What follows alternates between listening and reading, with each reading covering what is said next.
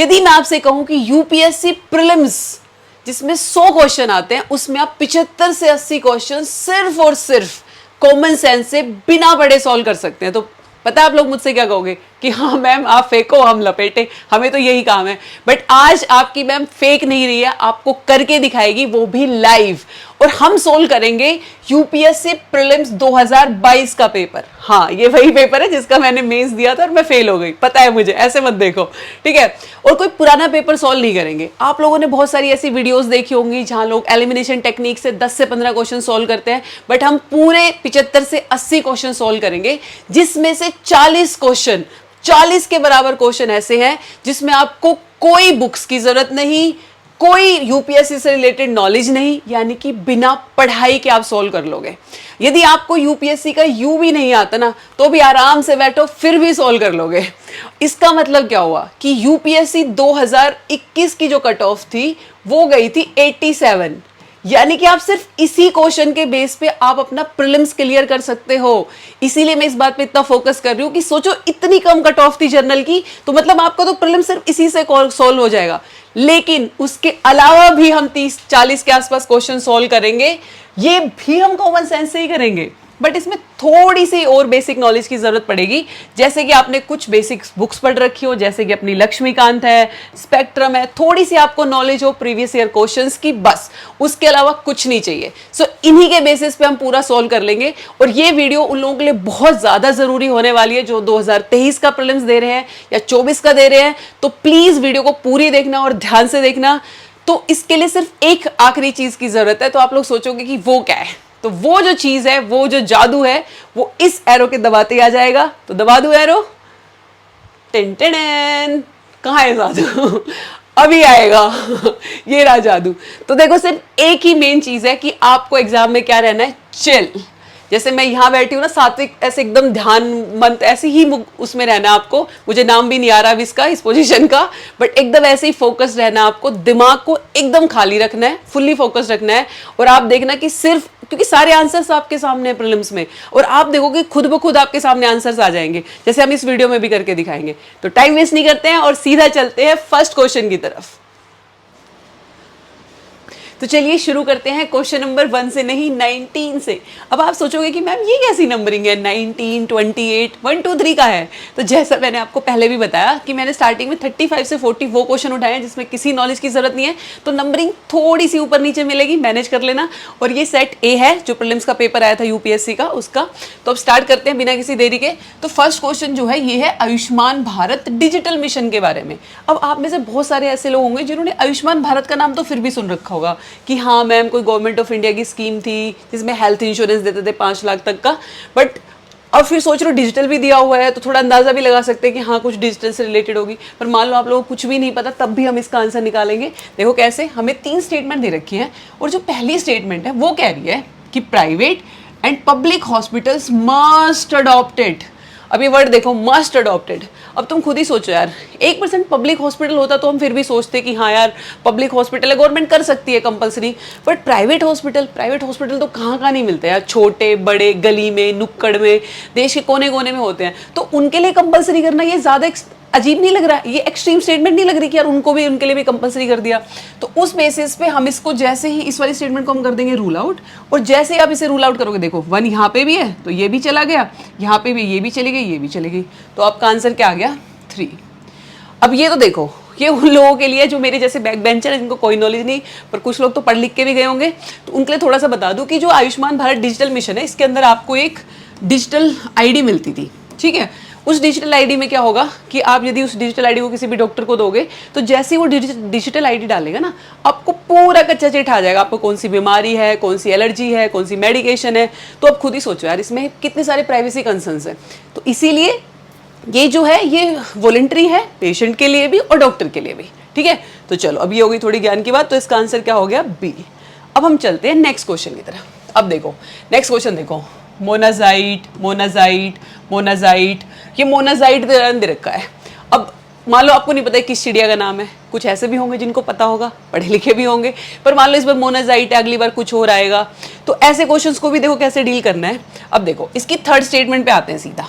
ये third statement जो है इसकी ये कह रही है कि जो मोनाजाइट है ये नेचुरली अकर करता है, दैट टू पूरे एंटायर इंडियन कोस्टल सैंड्स में, ठीक है। अब इन इंडिया भी लिखा हुआ, वैसे तो ये ग्रामेटिकली ये सेंटेंस गलत है बट फिर भी, तो ये कह रहा है, इनका कहने का मतलब है कि चाहे गुजरात हो, महाराष्ट्र, गोवा, कर्नाटका, केरला, तमिलनाडु, आंध्रा, उड़ीसा, वेस्ट बंगाल, चाहे आप कहीं चले जाओ, ये पूरी एंटायर कोस्ट में मिलता है। अब आप खुद ही सोच के देखो यार कि ये कह रहा है कि यहाँ पे भी मिलता है, उसके बाद यहाँ पे भी मिलता है, वेस्ट बंगाल में भी है, उड़ीसा में भी है। अब सोच के देखो यार, यहाँ की क्लाइमेटिक कंडीशंस कितनी अलग है, यहाँ की सैंड की कैसी होगी, यहाँ की क्लाइमेटिक कंडीशन अलग है तो वहाँ की सैंड अलग होगी। हाँ, 1% यदि ये कहता कि एंटायर वेस्टर्न घाट्स में मिलता है तो भी हम मान लेते, या फिर ये कहता कि एंटायर ईस्टर्न घाट में मिलता है तो भी मान लेते, पर पूरे में मिलता है, ये तो अपने आप में एक एक्सट्रीम स्टेटमेंट हो गई। प्लस ये कह रहा है कि पूरे में नेचुरली मिलता है, ऊपर से कह रहा है कि एक भी ऐसा पैच नहीं है जहां नहीं मिलता, कह रहा है कि पूरे में मिलता है, एक भी ऐसा पैच नहीं है। ये तो बहुत ज्यादा एक्सट्रीम स्टेटमेंट हो गई और हमें ऐसी ही स्टेटमेंट ढूंढनी है। तो अब देखो, जैसे ही अब आपको पता चल गया कि ये तो एक्सट्रीम है, इसका मतलब ये गलत होगी। अब जैसे ही हम थर्ड स्टेटमेंट को गलत करेंगे, जैसे ही हम यहाँ पे क्या करेंगे, थर्ड स्टेटमेंट को रूल आउट। अब देखो, थर्ड ये वाला इसमें भी है तो ये भी गलत, इसमें है ये भी गलत, ये भी गलत। हमारा आंसर क्या आ गया, डी। आपको पढ़ने की भी जरूरत नहीं है, ठीक है, आपको सिर्फ एक स्टेटमेंट से देखो आंसर आ रहा है। उसके अलावा ये लिख रहा है कि ये सोर्स ऑफ रेयर अर्थ है, बिल्कुल है, अब तो पता ही चल गया, और ये थ्योरियम होता है इसके अंदर, और गवर्नमेंट ऑफ इंडिया के पास इसका प्रोसेस करने का वो है लाइसेंस, ठीक है। ऐसे ही करना है, ऐसे ही चलना है, आपको सिर्फ अपने दिमाग को ठंडा रखना है और सारे आंसर आपके सामने है। अब चलते हैं नेक्स्ट क्वेश्चन पे, क्वेश्चन नंबर 37। अब ये देखो किसके बारे में है, बायोफिल्म्स, बायोफिल्म्स, बायोफिल्म्स। अगेन आपको कोई आइडिया नहीं है क्या होता है, बट हम थोड़ा सा इससे ना, इसके नाम से थोड़ा आइडिया निकालने की कोशिश करेंगे। बायो मतलब क्या होता है, खुद ही सोच के देखो। बायो, बायो मतलब ऐसा जिसमें लिविंग, जिसमें जान हो, something which is living. Films क्या होता है, एक तो वो होती है जो हम जाके देख के आते हैं फिल्म, उसके अलावा भी फिल्म्स क्या होती है, कोई पतला सा कवर, किसी चीज की परत, उसको भी फिल्म बोलते हैं। तो मतलब ये किसी ऐसी चीज की फिल्म होगी जो लिविंग होगी, ऐसा सा कुछ है, बाकी इससे ज्यादा हमें नहीं पता। अब देखो, फर्स्ट स्टेटमेंट कहती है कि it can be formed on medical implants with in human tissues, ठीक है। अब मेडिकल इम्प्लांट्स क्या होते हैं, वो सुना है, जैसे हाथ पैर टूट गया उसमें रोड डाल देते हैं, या स्टेंट डलता है, या पेस मेकर, ये मेडिकल इम्प्लांट्स है। वो सुना है डायलॉग कि मैं हॉकी का बहुत बड़ा प्लेयर था, मेरी एक टांग निकली है, हाँ, तो वो मेडिकल इम्प्लांट है। तो कह रहा है कि उसके ऊपर भी बन सकती है, हाँ बन सकती है, मतलब ऐसा कुछ हमें नेगेटिव दिख नहीं रहा है। जर्नलिस्टिक जो स्टेटमेंट्स होंगी वो नॉर्मली हमें सही करनी है, हमें तो वो स्टेटमेंट्स देखनी है जो एक्सट्रीम है, जिससे गलत पता चलेगा या पक्का पक्का सही पता चलेगा, ठीक है। तो ये ठीक सी लग रही है। अगले वाले में कह रहा है it can be form on food and food processing surface, again can be form, हाँ हो सकता है भाई। तीसरा में कह रहा है कि biofilms can exhibit antibiotic resistance, इसमें भी देखो अगेन बहुत ही जर्नलिस्टिक स्टेटमेंट है, ऐसा कुछ नहीं बोला कि सारी ही करती हैं, इसमें बोला कि कैन, हाँ कैन तो कर सकती है, एप्लीकेशन बेस्ड भी है और ऐसी कोई हमें स्टेटमेंट भी नहीं लग रही, तो इसमें क्या हो जाएगा, तीनों सही हो जाएंगे। और वैसे भी एप्लीकेशन बेस्ड जो क्वेश्चंस होते हैं उसमें मैक्सिमम में ऑल ऑफ द अबव होते हैं, कुछ ऐसे होते हैं जो मतलब बहुत ही ज्यादा एक्सट्रीम स्टेटमेंट है, सिर्फ हम उसको रूल आउट करते हैं, वरना सही होते हैं, ठीक है। अब चलते हैं नेक्स्ट क्वेश्चन में, क्वेश्चन नंबर 38। अब ये किसके बारे में, प्रोबायोटिक्स के बारे में, ठीक है। प्रोबायोटिक्स, अब आप लोगों में से बहुत सारे लोगों को पता होगा कि दही जो होता है वो प्रोबायोटिक होता है, थोड़ा सा आइडिया होगा। या फिर याद हो छोटे छोटे याकुल्ट पीते रहते हैं बहुत सारे लोग, याकुल्ट का फर्मेंटेड दूध होता है उस पर लिखा होता है प्रोबायोटिक्स, आजकल मदर डेयरी के दूध पे भी लिखा होता है प्रोबायोटिक्स, बट आपको नहीं भी पता तो कोई दिक्कत नहीं है। देखो ये कह रहे हैं कि पहला कह रहे हैं कि probiotics are made up of both bacteria and yeast, कोई आइडिया नहीं है, जब पता ही नहीं है तो क्या, चलो उसको छोड़ देते हैं। सेकंड स्टेटमेंट कहती है कि जो ऑर्गेनिजम्स होते हैं in the probiotics are found in the foods we ingest, ठीक है, but they do not naturally occur in our gut.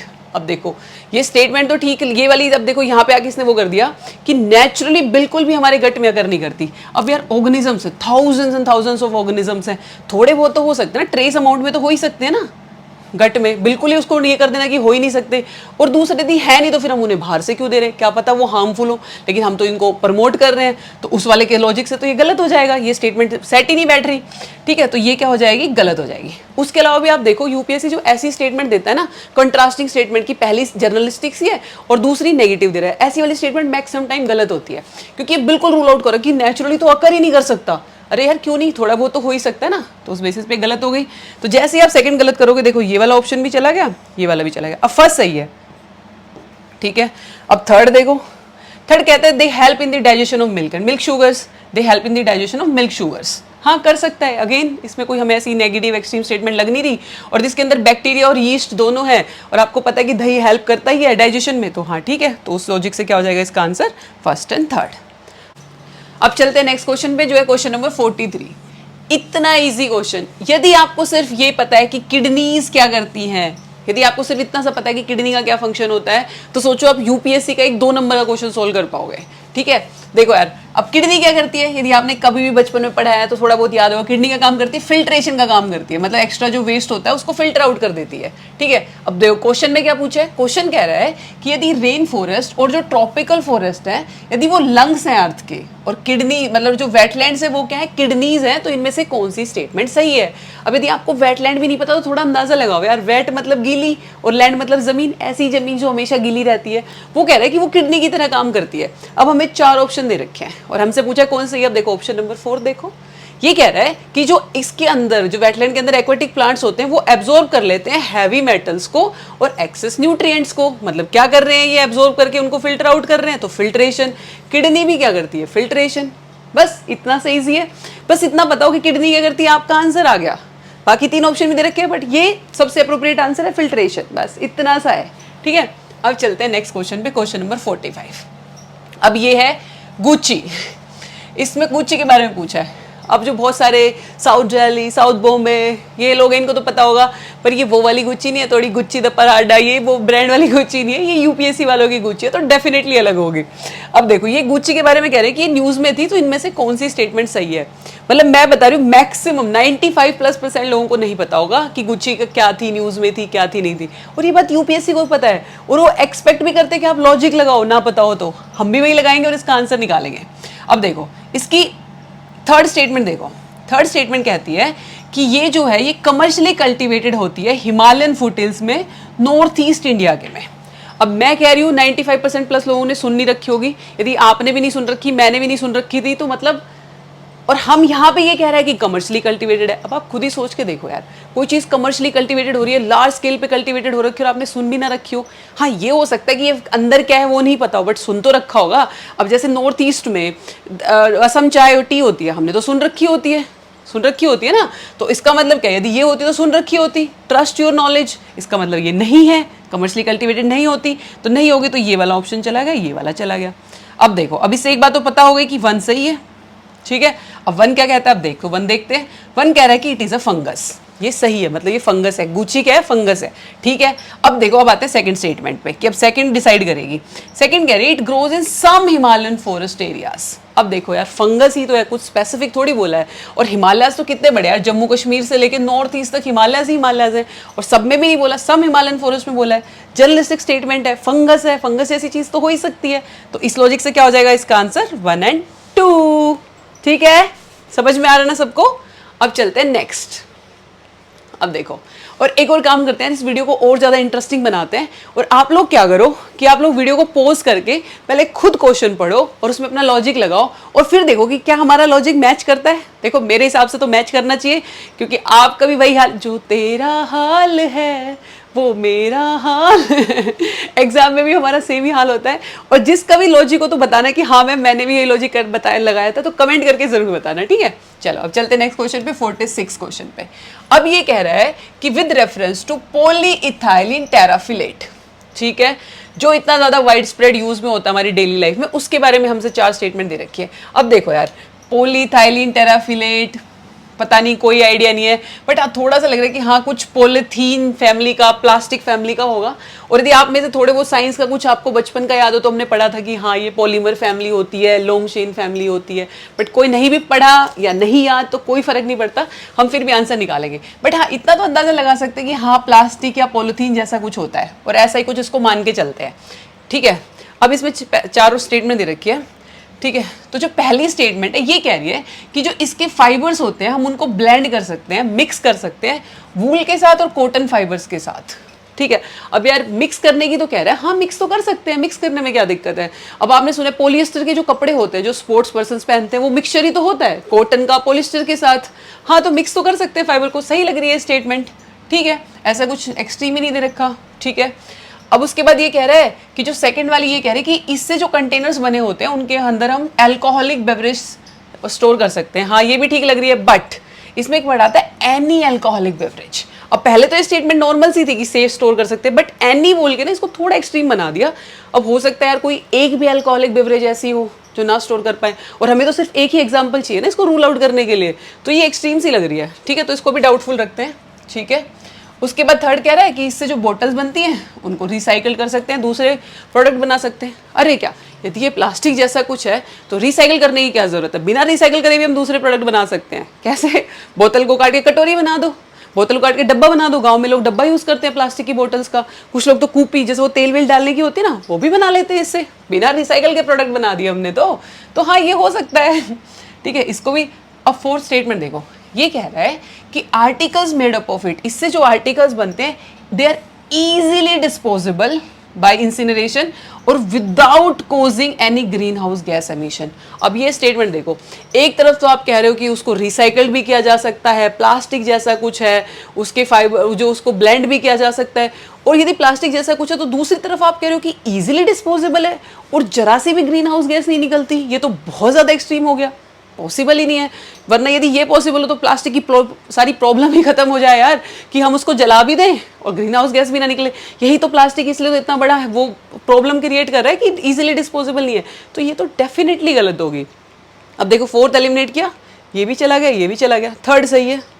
Third, हाँ भाई हमने बोला ही, हाँ कर सकते हैं, थर्ड तो सही है। अब फर्स्ट और सेकंड में से बताओ। अब फर्स्ट तो ज़्यादा जर्नलिस्टिक है, हमने भी बताया पॉलिएस्टर के जो कपड़े हैं जो स्पोर्ट्स पर्सन पहनते हैं, हाँ ठीक है।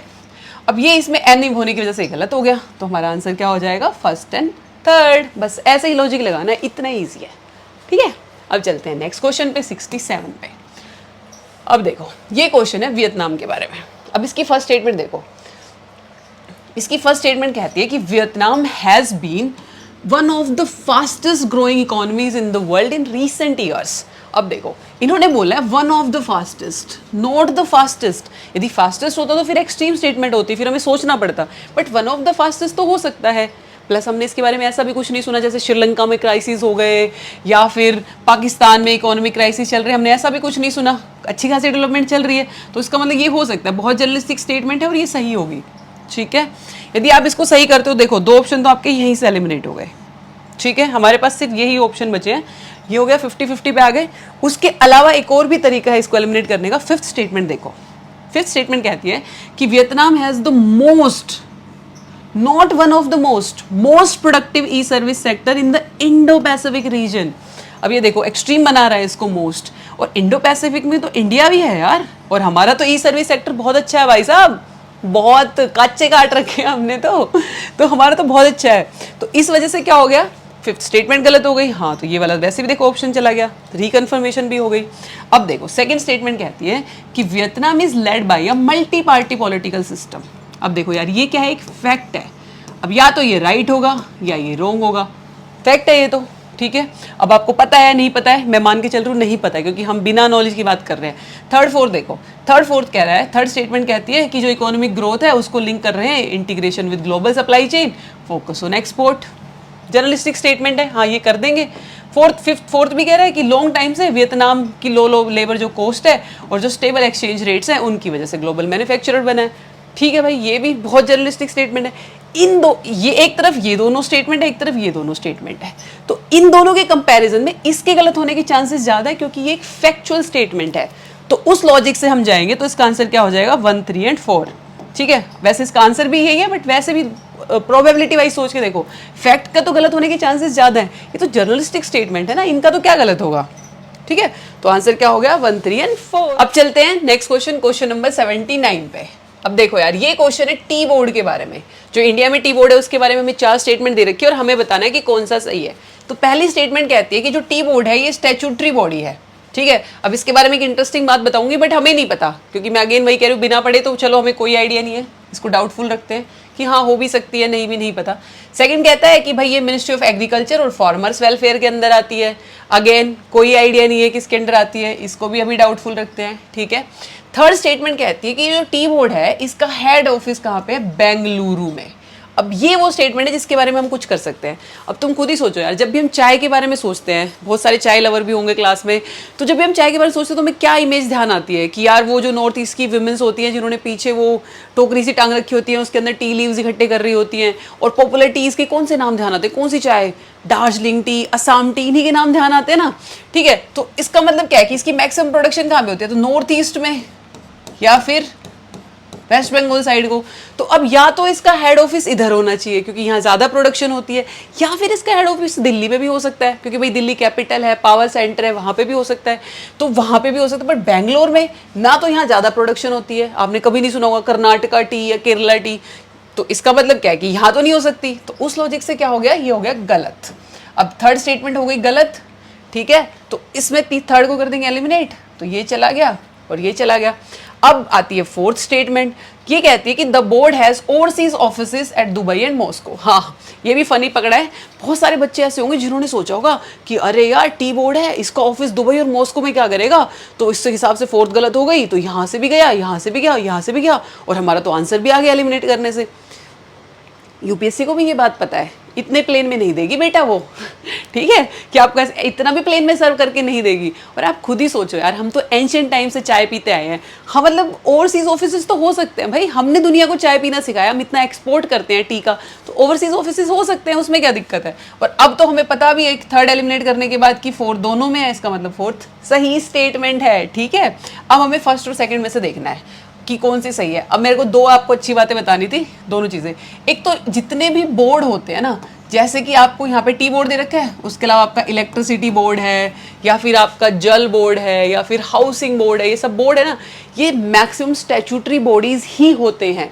आप कोई भी पढ़ोगे तो आपको पता चलेगा कि स्टैट्यूटरी बॉडीज होते हैं। ठीक है, तो ये आपका हो गया सही। तो इस लॉजिक से आपका आंसर क्या आ गया, 1 और 4। ठीक है, ये तो इसके बारे में बता दिया। अब दूसरी बात बताती हूँ यूपीएससी के बारे में। यूपीएससी 98% टाइम, बल्कि मैं तो डिटोल की वो ऐड है ना उसकी तरह कहूँगी कि 99.99% टाइम मिनिस्ट्री गलत देती है। यहाँ पर भी गलत दे रखी है, तो यदि कल को आपको कभी नेक्स्ट पेपर में कोई वो भी मारना हो, गैस करना हो, तो मिनिस्ट्री गलत ही होती है 90% टाइम, 99। ठीक है, इसकी भी गलत दे रखी है। दूसरा तुम खुद ही सोचो यार, बोर्ड है क्या करता होगा, टी का एक्सपोर्ट, इंपोर्ट, प्रोडक्शन, ये सब देखता होगा, तो मिनिस्ट्री ऑफ एग्रीकल्चर में ना आके कॉमर्स मिनिस्ट्री के अंडर आना चाहिए, और है भी उसी के अंडर ही, तो ये हो गया। तो हमारा आंसर क्या आ गया इससे, 1 और 4। ठीक है, अब चलते हैं नेक्स्ट क्वेश्चन पे, क्वेश्चन नंबर 80 पे। अगेन बहुत ही इजी क्वेश्चन है, आपको सिर्फ इस वर्ड का मतलब पता हो तो आप इसका आंसर निकालोगे, या फिर इसके किसी नियर बाई वर्ड का मतलब पता हो। अब आप लोग मुझसे कहोगे अरे मैम हमें तो पता ही नहीं ग्रीन वॉशिंग क्या होता है, मैम को भी नहीं पता क्या होता है, बट ग्रीन वॉशिंग नहीं पता, व्हाइट वॉशिंग तो पता होगा, लिपाई लीपा पुताई क्या होती है वो तो पता होगा, इतना तो सभी ने सुनी रखा होता है, उससे भी निकाल लेंगे। अब व्हाइट वॉशिंग में बेसिकली करते क्या है यार, हमारे पास ये दीवार है, इस पर गंदी हो रखी है, ये इस पर दाग धब्बे लग रखे हैं, गड्ढे वड्ढे, अब इसके ऊपर हम क्या करेंगे, व्हाइट वॉश कर देंगे, लीपा पुताई कर देंगे। उससे क्या होगा, ये हमें लगेगा अरे ये तो बड़ी साफ दीवार है, एकदम नई सी हो गई, मतलब हम एक फॉल्स इंप्रेशन क्रिएट कर रहे हैं, कोई चीज़ गंदी है उस पर व्हाइट वो मार के हम एक फॉल्स इंप्रेशन क्रिएट कर रहे हैं। ऐसा ही क्या करते, तो ग्रीन, अब इसको व्हाइट क्यों बोलते हैं, क्योंकि इसमें सफ़ेद लीपा पुताई करते हैं। ग्रीन वॉशिंग में क्या करते होंगे, ग्रीन लीपा पुताई, एनवायरमेंटल से रिलेटेड। देखो फर्स्ट ऑप्शन भी देख क्या कह रहा है, ये कह रहा है कि एक फॉल्स इंप्रेशन क्रिएट करना कि जो कंपनी है उसके प्रोडक्ट इको फ्रेंडली और एनवायरमेंटली साउंड। लग रही है ना हरी लीपा पुताई, लग रही है ना ग्रीन वॉशिंग जैसी, बस इतना ही ईजी है। आपको इतना पता हो, या वाइट वॉशिंग पता हो, या जो जिनको बहुत अच्छी इंग्लिश आती है उनको आई वॉशिंग पता हो कि धोखा देने जैसा होता है, उसी से आंसर आ जाएगा। अब चलते हैं नेक्स्ट क्वेश्चन पे, क्वेश्चन नंबर 82। ठीक है, अब ये क्वेश्चन देखो यार, इसमें हमें एक जगह दे रखी है 2-3, बहुत डिफिकल्ट है, किसी ने नहीं सुन रखी, कोई दिक्कत नहीं, वरी नॉट, आंसर निकालेंगे हम। देखो फर्स्ट स्टेटमेंट कहती है कि जो बीडी है ये एक लार्ज रिफ्यूजी कॉम्प्लेक्स सेटलमेंट है नॉर्थ वेस्ट कीनिया में। कोई आइडिया नहीं है, आई बेट मैक्सिमम लोगों को नहीं पता होगा, कोई दिक्कत नहीं है। सेकंड स्टेटमेंट देखो, ये कहती है कि सम पीपल, कुछ लोग, हु फ्लैड, जो कहाँ से निकल गए थे, साउथ सुडान के सिविल वॉर से, वो कहाँ रहते हैं, बीडी में। अब सोच के देखो यार, कुछ लोग हैं, न परसेंट बताई कितने, न मैक्सिमम, न मोस्टली, कुछ बोला है।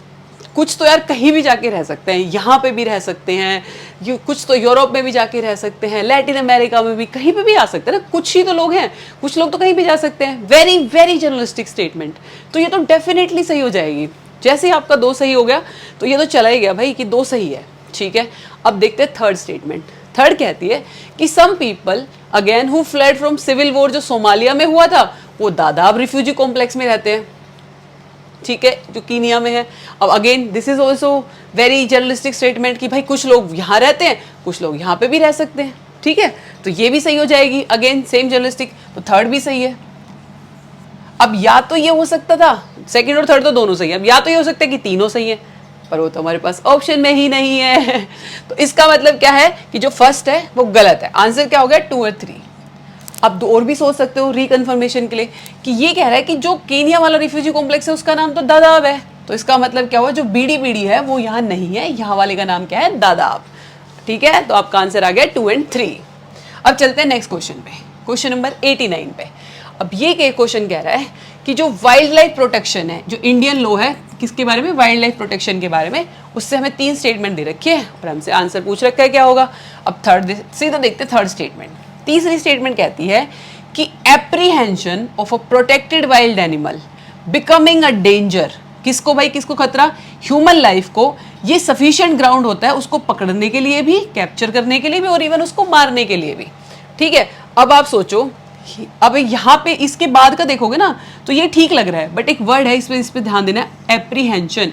यदि आप हिंदी में पढ़ोगे तो एक वर्ड लिखा होगा हिंदी में आशंका, कि आशंका के बेस पे, अब तुम खुद ही सोचो यार, आशंका तो यार लोगों को तो यार ऐसे तो कुत्ते से भी डर लगता है, बिल्ली से भी डर लगता है, लोग people are scared of cat, तो वाइल्ड एनिमल से तो डर लगता ही होगा, ऐसे तो आशंका के बेस पे तो सबको ही मार दो। दिस इज वेरी अबसर्ड यार, मतलब इलॉजिकल है ना, कि सिर्फ मुझे आशंका है कि भाई ये मुझे मार सकता है तो मैं उसको मार दूं, ऐसे तो पूरा वाइल्ड लाइफ ही खत्म हो जाएगी ना, तो ये डेफिनेटली गलत होगा भाई। अब थर्ड स्टेटमेंट गलत है, ये भी चला गया, ये भी चला गया, और सेकंड सही है, ठीक है।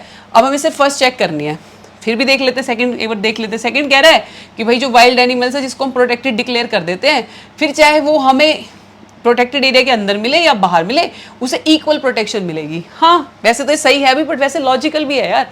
अब मान लो टाइगर है, अब टाइगर को हमने प्रोटेक्टेड डिक्लेयर कर रखा है, अब इसका मतलब ये थोड़ी कि टाइगर यदि हमें बाहर मिल गया, उसका बच्चा मिल गया, उसको पकड़े घर ले जाकर पालतू बना देंगे, ऐसा नहीं होता भाई, उसको सेम वो होगी प्रोटेक्शन। हाँ ठीक है, ये तो वैसे भी सही है। अब हम फर्स्ट के बारे में देखते हैं। फर्स्ट जो है वो कहता है कि जो एनिमल्स होते हैं वो सोल प्रॉपर्टी होते हैं गवर्नमेंट की। अब यदि आप इस पे ऐसे देखोगे तो आपको समझ नहीं आएगा कि ये सही है गलत है, बट कोई नहीं, हम इसका एंटीथीसिस करके देखते हैं। ओपोजिट सोचते हैं कि मान लो यदि गवर्नमेंट का नहीं है तो किसका होगा, प्राइवेट इंडिविजुअल का, ठीक है, प्राइवेट इंडिविजुअल का। बट यार प्राइवेट इंडिविजुअल का तो बिल्कुल भी नहीं हो सकता, सवाल ही पैदा नहीं होता किसी एक इंडिविजुअल का या प्राइवेट का, कंपनी का होने के लिए। तो इसका मतलब क्या है, इनका नहीं होगा तो किसका होगा, गवर्नमेंट का। तो अब क्या है, अब ये स्टेटमेंट हो गई सही, अब लग रही है ना सही, वरना किसका ही होगा, तुम खुद ही सोच के देखो यार, गवर्नमेंट का नहीं होगा तो किसका, किसका बना दे, नहीं हो सकता ना। तो आंसर क्या हो गया, 1 और 2, ठीक है। चलते हैं नेक्स्ट क्वेश्चन पे, क्वेश्चन नंबर 93 पे। अब देखो यार, ये क्वेश्चन है संगम लिटरेचर के बारे में, जो कि एंशिएंट साउथ इंडिया की लिटरेचर है, ठीक है, हमें दे रखा है, और इसके बारे में हमें 4 स्टेटमेंट दे रखे हैं और हमसे करेक्ट पूछे है, मतलब हमें सिर्फ एक करेक्ट चाहिए, ठीक है। तो देखते हैं, फर्स्ट स्टेटमेंट कहती है कि जो संगम पोएम्स हैं उनमें they are devoid of any material reference to material culture. अब ये कह रहा है कि उनको कोई रेफरेंस ही नहीं है। अब तुम खुद ही सोच के देखो यार, हमारे तो चारों तरफ मैटर ही मैटर है, मटेरियल ही मटेरियल कल्चर है, और उसमें कोई रेफरेंस ही ना हो, तो ये तो वही अगेन एक्सट्रीम स्टेटमेंट है ना, तो ये सही नहीं होगी, तो ये क्या हो जाएगी, गलत। अब देखो सेकंड स्टेटमेंट है, ये कहती है कि जो सोशल क्लासिफिकेशन है वर्णा का, that was known to Sangam poets. यानी कि वर्णा क्लासिफिकेशन जैसे कि हमारे 4 वर्ण होते हैं, सबसे पहला ब्राह्मण, फिर क्षत्रिय, फिर वैश्य, शूद्र, ये वाले जो 4 वर्ण है, ये कह रहे हैं दे आर नोन। ये नहीं कह रहे कि दे वर सपोर्टिव, क्या वो सपोर्ट करते थे, क्या वो अगेंस्ट थे, इन्होंने सिर्फ इतना बोला कि नोन है। अब नोन तो हो ही सकता है ना यार, नोन तो किसी को कुछ भी हो सकता है, और ऊपर से ऐसा थोड़ी, वरना सिस्टम तो बहुत पहले से चले आ रहे हैं, तो हाँ नोन हो सकते हैं, और अच्छे खासे इंटेलेक्चुअल लोग हैं तो हाँ नोन होंगे। तो ये स्टेटमेंट क्या हो जाएगी, सही। देखो आपका आंसर तो यहीं आ गया, ठीक है, बट फिर भी हम बाकी दोनों स्टेटमेंट भी देखेंगे। सी वाली कहती है कि जो पोएम्स हैं उनमें अगेन कोई रेफरेंस नहीं है वॉरियर एथिक्स का, वही एक्सट्रीम स्टेटमेंट है, गलत हो जाएगी। लास्ट वाली भी कह रही है कि जो संगम लिटरेचर है वो रेफर करती है जो मैजिकल फोर्सेस थी उनको इरेशनल। अब तुम खुद ही सोच के देखो यार, एंशिएंट साउथ इंडिया की कोई लिटरेचर है और ये कह रही है कि उस टाइम पे मैजिकल फोर्सेस को इरेशनल मानते थे। अब यार ये तो हो ही नहीं सकता ना, उस टाइम की बात हो रही है। इनफैक्ट एक वेद है, मतलब जो विच क्राफ्ट पे और ब्लैक मैजिक के बारे में है, और तुम कह रहे हो कि ये इरेशनल मानते थे। यहाँ तक कि लोग ये भी बोलते हैं कि जो पहली संगम की जो मीटिंग हुई थी संगम लिटरेचर के लिए, वो भगवानों ने अटेंड की थी। तो ये वाला भी गलत हो गया। और टाइम पीरियड भी देखो यार, एंशिएंट इंडिया में थोड़ी रैशनल मान लेंगे, उस टाइम तो बहुत इंपॉर्टेंस थी। ठीक है, तो उस वाले लॉजिक से भी। अब चलते हैं क्वेश्चन नंबर नेक्स्ट 98। अब देखो ये क्वेश्चन दे रखा है नैनो पार्टिकल्स के बारे में। अब नैनो पार्टिकल्स, नैनो मतलब छोटा, जैसे नैनो गाड़ी होती है, कोई बड़ी गाड़ी होती है, कोई छोटी गाड़ी होती है, तो वैसे ही है। बट यदि आपको साइज नहीं पता तो भी हम इसका आंसर निकाल लेंगे। देखो फर्स्ट स्टेटमेंट कहती है कि other than those made by human nano particles do not exist in nature. देख रहे हो कितनी बेइज्जती कर रहे हैं हमारे एनवायरनमेंट की। ये कह रहे हैं कि हमने तो बना लिया बट एनवायरनमेंट नहीं बना पाया। एनवायरनमेंट सिर्फ प्लास्टिक जैसी गंदी चीजें नहीं बनाता, बाकी एनवायरनमेंट सब बनाता है। और तुम लॉजिकली भी सोच के देखो यार, कितने सारे छोटे छोटे माइक्रो ऑर्गेनिजम्स है, थाउजेंड्स एंड थाउजेंड्स, जो हम डिस्कवर तक नहीं कर पाए। इनफैक्ट एटम्स के अंदर इलेक्ट्रॉन प्रोटॉन न्यूट्रॉन होते हैं, ये तुमने थोड़े टाइम पहले डिस्कवर करा है। ठीक है, तो ये तो ऑब्वियस सी बात है, ये तो बिल्कुल गलत है। तो इस पर तो डबल काटा मार के आना। एक तो बेइज्जती कर रहा है, मतलब हमें खुद एनवायरनमेंट ने बनाया और ये कह रहा है कि नेचर नहीं बना सकता। ठीक है, ऐसी बेइज्जती नहीं सहेंगे हम, तो ये गलत हो गया। देखो ये वाला भी गया, ये वाला भी गया। अब थर्ड सही है। चलो एक स्टेटमेंट नहीं पढ़नी पड़ेगी, टाइम बचता है इससे। ठीक है, अब हम सीधे सेकंड को देखेंगे। अब सेकंड कह रहा है कि nano particles of some metallic oxides are used in the manufacturing of some cosmetics. मतलब कुछ मेटेलिक ऑक्साइड्स के कुछ कॉस्मेटिक्स में यूज कर रहे हैं। तो बहुत ही ज्यादा जर्नलिस्टिक, डबल जर्नलिस्टिक स्टेटमेंट हो गई। प्रोबेबिलिटी ही प्रोबेबिलिटी, तो ऐसी स्टेटमेंट सही हो जाएंगी, कुछ एक्सट्रीम भी नहीं है। तो इसका आंसर क्या हो जाएगा हमारा, सेकंड एंड थर्ड। ठीक है, बस अब चलते हैं नेक्स्ट क्वेश्चन पे, जो कि है क्वेश्चन नंबर 90। अब देखो 99 पे आ गए। सचिन के आउट होने का टाइम हो गया, बहुत क्रूशियल टाइम चल रहा है, पर आपको आउट नहीं होना है, हमें तो सेंचुरी मारनी है आज। ठीक है, तो ये क्वेश्चन है डीएनए बार कोडिंग के बारे में, जो कि एक टूल है और हमें 3 स्टेटमेंट दे रखी है। अब जो पहली स्टेटमेंट है वो कहती है कि इसे हम यूज कर सकते हैं to assess the age of plant और एनिमल।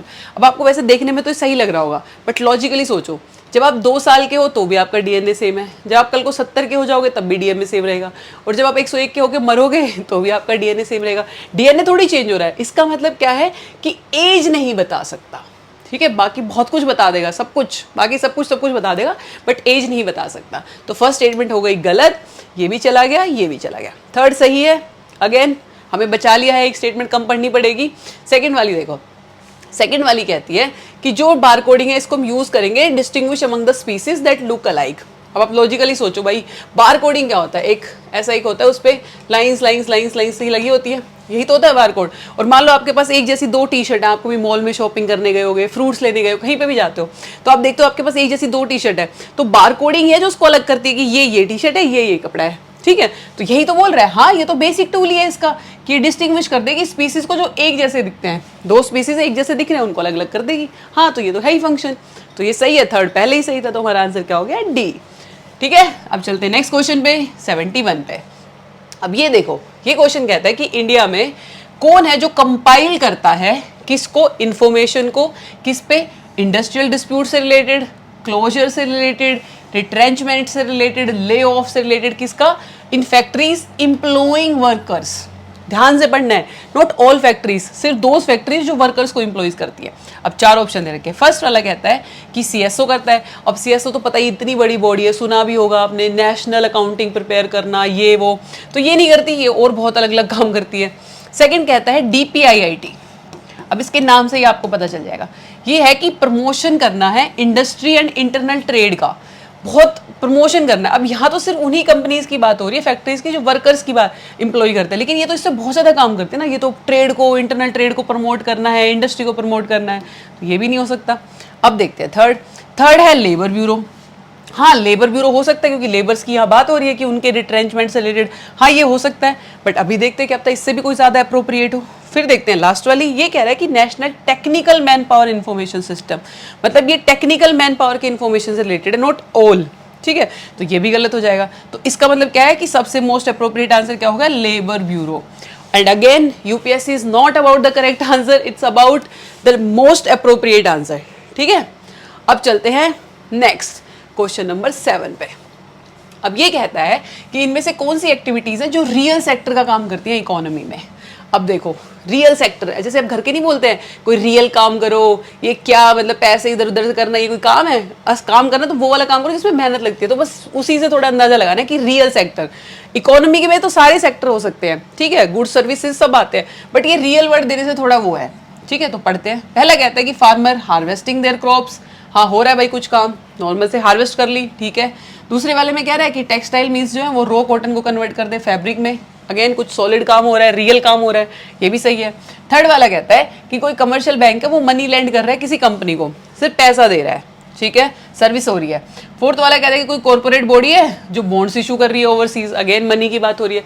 अब आपसे नॉर्मली पूछता ना कि इकोनॉमी में कौन कौन सी एक्टिविटीज आएंगी, तो सारी आएंगी, यहाँ पे गुड्स प्रोड्यूस हो रहे हैं, यहाँ पे सर्विसेज दी जा रही है, बट एक वर्ड देके यूपीएससी ने वो कर दिया कि रियल, जहाँ पे कुछ सच में काम हो रहा हो, तो देखो वो तो यही हो रहा है, यहाँ तो सिर्फ पैसों की लेन देन हो रही है, ठीक है। तो उस बेसिस पे आपका आंसर क्या हो जाएगा, 1 और 2, ठीक है। अब चलते हैं नेक्स्ट क्वेश्चन पे, क्वेश्चन नंबर 8। अब ये देखो, ये कह रहा है कि हमें से पूछा है कि कोई फॉलोइंग सिचुएशन, इनमें से जो हमें ऑप्शन दे रखे हैं इनमें से कौन सी सिचुएशन बेस्ट डिस्क्राइब कर देगी इनडायरेक्ट ट्रांसफर को, जो कि ओपन मीडिया में रहता है। अब कोई आइडिया नहीं है, बट इतना तो पता होगा कि एक होता है डायरेक्ट ट्रांसफर ए से बी में सीधा, एक होता है इनडायरेक्ट। हमें इतना तो पता है कि वो पहले यहाँ सी के पास जाएगा फिर यहाँ पे आएगा, इतना तो पता ही है, ठीक है। उसी बेसिस पे हम आंसर निकालेंगे। तो देखो जब आप सारे ऑप्शंस पढ़ोगे दिख रहे हैं बड़े बड़े, बट अगेन मोस्ट अप्रोप्रिएट पे जाओगे तो फोर्थ ऑप्शन पढ़ो। फोर्थ ऑप्शन कहता है कि एक कोई फॉरेन कंपनी है, जैसे ये इंडिया है, ठीक है, ये कोई फॉरेन कंपनी है, यहाँ पे ये एक फॉरेन कंपनी है जो शेयर ट्रांसफर कर देती है किसी यहाँ पे, ठीक है। और जो ये शेयर्स है इनकी वैल्यूज कहाँ पे आती है, वो जो एसेट्स हैं हमारी कंट्री में, जैसे मान लो ये कोई स्टार्टअप है, ये कोई कंपनी है, इन सब के जो शेयर्स हैं ये इसके पास थे और इसने यहाँ ट्रांसफर कर दिए, ठीक है। अब ये कह रहा है कि जो they share they derive their substantial value from the assets located in India. अब इनकी वैल्यू इससे ड्राइव होती है, वो शेयर है यहाँ पे और वो तो ये बंदा क्यों करेगा, जो यहाँ पे है कंपनी है, अब ये डायरेक्टली नहीं इनडायरेक्टली, अब ये डायरेक्टली इनको कंट्रोल कर रही है, ठीक है।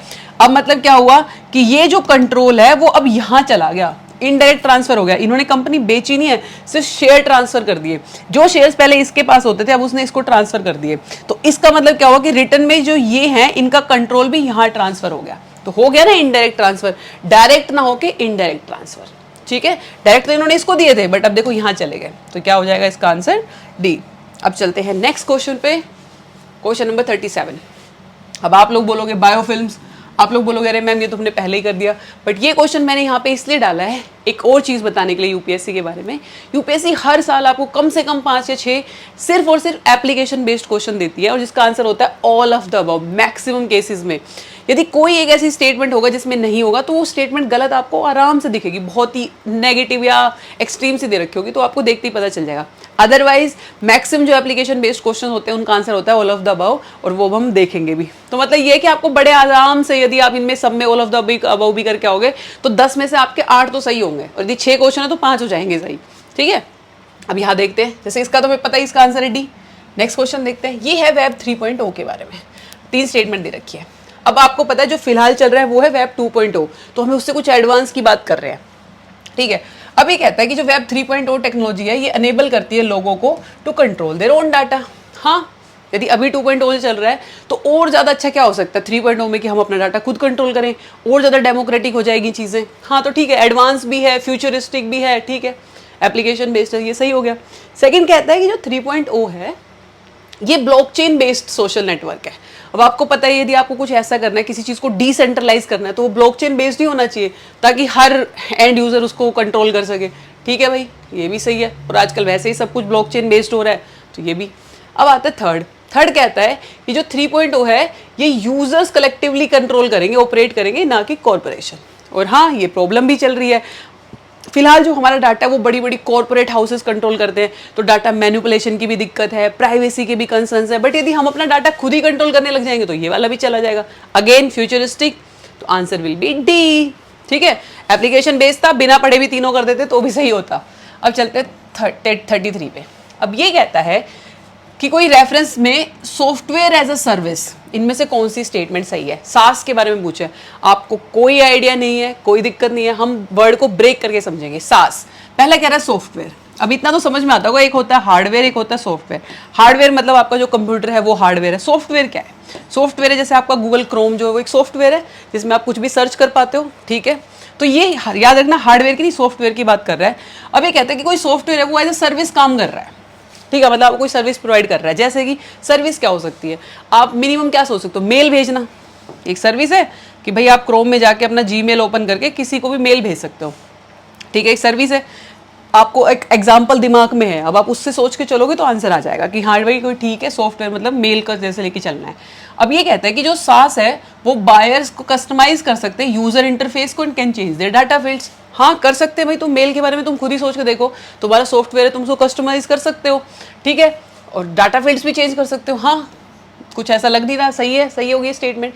सेकंड वाला कह रहा है कि जो यूजर्स है SaaS users they can access their data through mobile devices. हाँ भाई आजकल कोई, वैसे भी यार तुम लॉजिकली सोच के देखो यार, कोई सबके पास लैपटॉप थोड़ी होता है, मैक्सिमम दुनिया इंटरनेट फोन से ही चलाती है और तुम फोन से भेज सकते हो मेल, किसी को भी भेज सकते हो भाई, कहीं भी भेज सकते हो, ठीक है। हाँ तो ये भी बिल्कुल ठीक होगा लॉजिकली सोचोगे तो भी। थर्ड वाला कहता है कि जो आउटलुक है, Outlook, Hotmail and Yahoo mail they are form of SaaS. Again अब तुम जैसे मैंने अभी बताया, जैसे मेल के बारे में सोचो, मेल तुम आउटलुक है, हॉटमेल है, याहू मेल्स है, अब इनसे तुम मेल भेज तो सकते हो, हाँ भेज सकते हैं, सबसे मेल की बात हो रही है तो हाँ ये भी सही हो जाएगा। अगेन एप्लीकेशन बेस्ड भी है तो भी तीनों सही है, लॉजिक से जाओगे तो भी तीनों सही है। अब चलते हैं नेक्स्ट क्वेश्चन पे, क्वेश्चन नंबर 22 पे। अच्छा ये क्वेश्चन है SRI के बारे में, यानी कि सिस्टम ऑफ राइस इंटेंसिफिकेशन। अब आप लोगों में से बहुत सारे लोग बोलोगे मैम हमें तो पता ही नहीं SRI क्या होता है। नो वरी, कोई चिंता वाली बात ही नहीं है, यूपीएससी आपको खुद बता रही है क्या होता है। इसके अंदर होता है alternate waiting and drying of the rice field, मतलब राइस की खेती से रिलेटेड है जिसमें अल्टरनेट वेटिंग और ड्राइंग होती है। इस प्रैक्टिस के बारे में हमें 3 ऑप्शन दे रखे हैं और हमसे पूछा है कि इनमें से कौन सा सही है। तो सबसे पहली बात तो आप लोगों में से बहुत सारे लोगों को पता होगा कि ट्रेडिशनली राइस कैसे होता है। जैसे मान लो ये खेत है, इसमें हम क्या करते हैं कि एक सर्टेन लेवल तक इसमें पानी खड़ा कर भर देते हैं, ठीक है, जैसे कि मान लो घुटने तक, आपकी नी तक लेवल तक इसमें पानी भर देते हैं। उसके बाद क्या करते हैं, नर्सरी से हम लोग एक एक सैपलिंग, नर्सरी से सैपलिंग लाते हैं राइस की और वो सैपलिंग इसमें लगा देते हैं, ठीक है। फिर ये बहुत टाइम तक ये भरा रहता है, भरा रहता है, फिर जब हार्वेस्टिंग का टाइम आता है तब इसको सुखा के फिर राइस की हार्वेस्टिंग कर लेते हैं, काट लेते हैं, ठीक है। ये ट्रेडिशनल मेथड है। और एक ये SRI मेथड है। तो अब बता रखा है कि ट्रेडिशनल में पानी लगातार भरा खड़ा रहता है, इसमें क्या करते हैं, इसमें अल्टरनेट वेट ड्राई, जैसे बाकी सारी क्रॉप्स होती है ना, सूखा गीला सूखा वैसा वाला है, ठीक है। तो एक बात तो पक्की हो गई यहाँ से कि इसका मतलब क्या है कि वाटर कंजप्शन कम हो जाएगी और पानी की कंजप्शन कम हो जाएगी। इसका मतलब क्या है कि भाई मोटर कम चलेगी, मोटर कम चलेगी तो इलेक्ट्रिसिटी कम होगी। तो थर्ड तो सही हो गया, रिड्यूस इलेक्ट्रिसिटी कंजप्शन, हाँ भाई हो जाएगा इससे, ठीक है। अच्छा सेकंड वाला कहते हैं कि मीथेन प्रोडक्शन भी कम हो जाएगी। अब मीथेन का क्या सीन है, अब आपको पता हो, थोड़ा सा भी आपको नॉलेज हो तो क्या होता है, जो स्टैंडिंग वाटर होता है उससे मीथेन प्रोड्यूस होती है। अब देखो कैसे होती है, जैसे अभी इसमें पानी खड़ा है, मान लो एक खेत है, इसमें पानी भरा खड़ा हुआ है, तो होगा क्या कि जो एनवायरनमेंट में जो ऑक्सीजन है ना वो सोइल तक नहीं पहुंच पाएगी क्योंकि बीच में पानी आ गया। इस कंडीशन को बोलते हैं एनएरोबिक कंडीशंस। अब ये वाली कंडीशन क्रिएट हो गई और ये जो कंडीशन होती है ये बहुत ही सूटेबल होती हैं जो मीथेन प्रोड्यूसिंग बैक्टीरिया होते हैं उनके पैदा होने के लिए। तो उनको कंडीशन मिल गई, अरे हमारी जैसी कंडीशन आ गई तो एकदम से मीथेन प्रोड्यूसिंग बैक्टीरिया पैदा हो जाएंगे और फिर वो बहुत सारी मीथेन प्रोड्यूस करेंगे।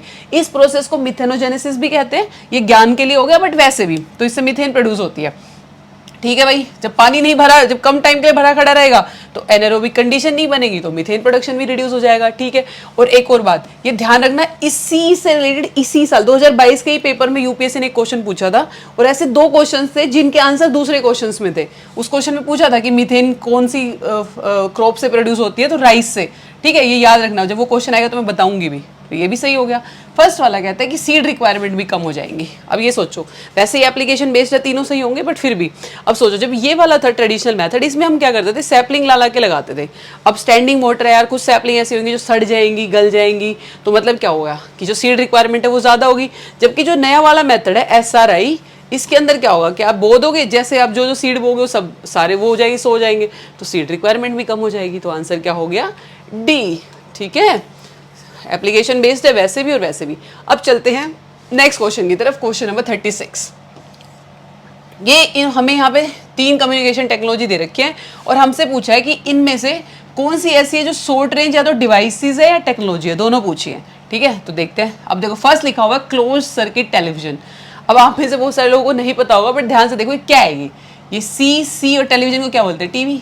सीसीटीवी है ये। हम लोग बहुत सारे लोगों को पता भी नहीं होगा कि सीसीटीवी की फुल फॉर्म ये होती है, बट ये सीसीटीवी है। तो आपको पता ही है यार, सीसीटीवी जो होता है उसकी रेंज एक सर्टेन डिस्टेंस तक होती है ना, ठीक है, उससे ज़्यादा नहीं देख सकता। और यदि मान लो तुम्हें ना भी पता हो तो क्लोज भी लिखा हुआ है, दोनों से पता चल रहा है, तो ये तो शॉर्ट रेंज हो जाएगा, ठीक है। सेकंड वाला कह रहा है रेडियो फ्रीक्वेंसी आइडेंटिफिकेशन, RFID। अब आप में से बहुत सारे लोग जो गाड़ी वाड़ी चलाते हैं, जिन्होंने थोड़ा बहुत न्यूज़ भी देखी, उनको पता है कि जो फास्टैग है वो इस पे काम करता है। जो हमारी गाड़ी के ऊपर आजकल फास्टैग लगा होता है ना, वो इस पे काम करता है। अब आपको पता है जैसे ही आप उस टोल पे जाते हो तो टोल वाले भैया बोलते हैं कि भैया पास ले आओ, क्योंकि जो रीडर होता है, जो रीड करता है फास्टैग को, वो 10 से 20 मीटर से ज़्यादा दूर से रीड नहीं कर सकता। तो ये भी शॉर्ट रेंज हो गई। और थर्ड वाला क्या है, WLAN, यानी कि लोकल एरिया। इसमें भी लिखा हुआ नाम में ही है लोकल, तो ये भी क्या हो गया, शॉर्ट रेंज। तो तीनों आंसर क्या हो गया, डी अगेन। अब चलते हैं नेक्स्ट क्वेश्चन, क्वेश्चन नंबर 31। अब ये वाला क्वेश्चन देखो, इसमें हमें ये 4 ऐप दे रखी हैं।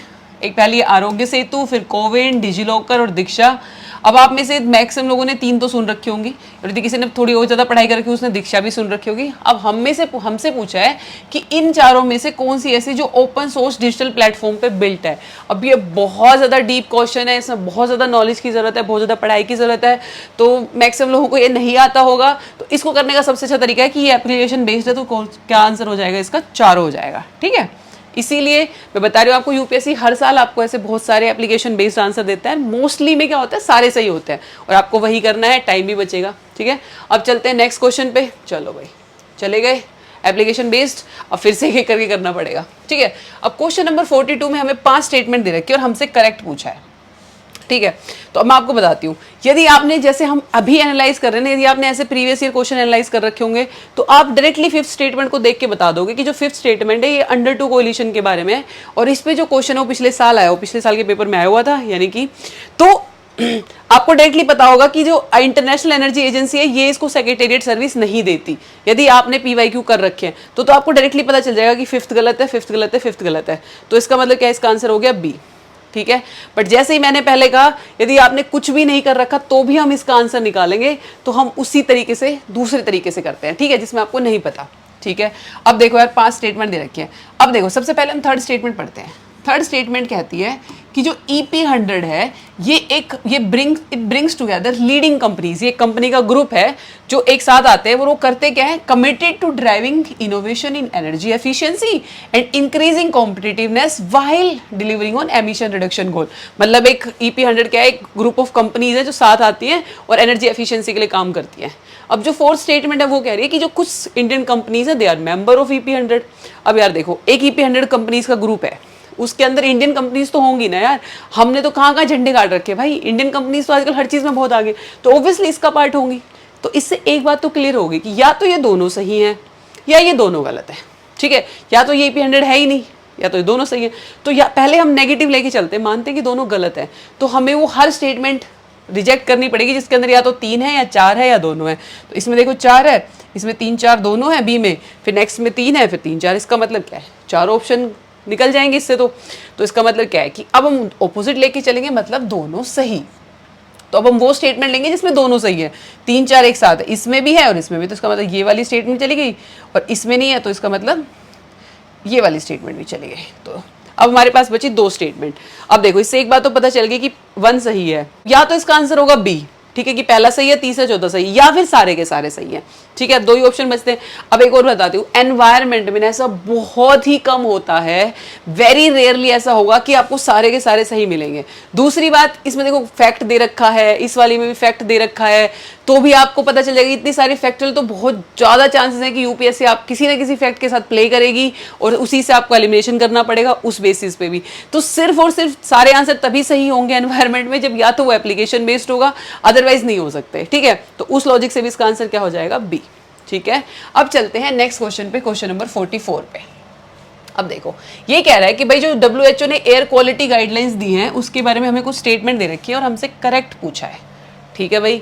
जो फर्स्ट स्टेटमेंट है वो कह रही है कि जो PM 2.5 होता है उसके 24 आवर का मीन इससे ज़्यादा नहीं होना चाहिए और एनुअल इससे ज़्यादा नहीं होना चाहिए। फैक्चुअल सी चीज़ है यार, कोई आइडिया नहीं है, कोई बात नहीं, नहीं पता, कोई इशू नहीं है। सेकेंड वाली कह रही है कि एक साल में जो highest level of ozone pollution होता है वो होता है in the period of inclement weather. अब देखो कितनी hi fi English, inclement weather.